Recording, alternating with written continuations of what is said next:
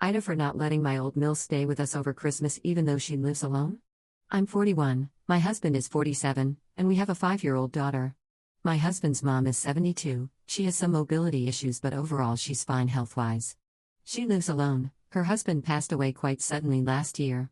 We live about 2 hours away from her by car, so my husband visits her sometimes on weekends but not that often.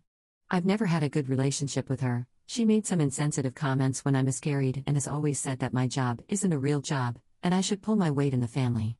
I teach music lessons online. I don't earn as much as my husband, who works a regular corporate job, but I do make a good chunk of the family income, so it's not just a hobby.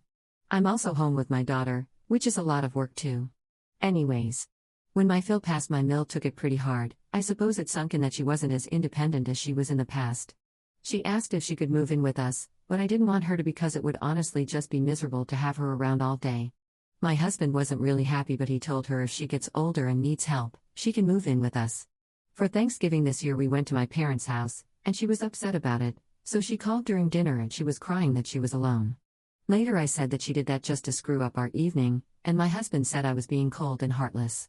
She asked if she could stay with us for Christmas and New Year's, and I told my husband that she was absolutely not coming here. He got really angry and we both said some thoughtless things. He thinks I'm just holding grudges and being cruel to leave an old lady alone during the holidays, and his mother on top of that. We were both just pretending everything was fine on Christmas so our daughter would enjoy it like usual.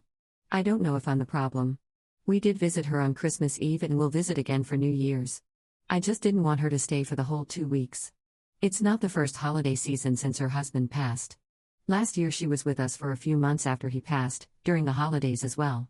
She insisted I cook every meal for her separately, since my daughter doesn't like spicy food. We have gotten used to more mildly spiced food and she didn't like that. When she left, we went to the beach for the weekend and she called saying she was very sick. We headed home straight away and it turns out she wasn't sick at all.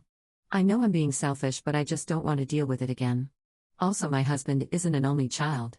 His brother lives in Australia, though, which is kind of an issue.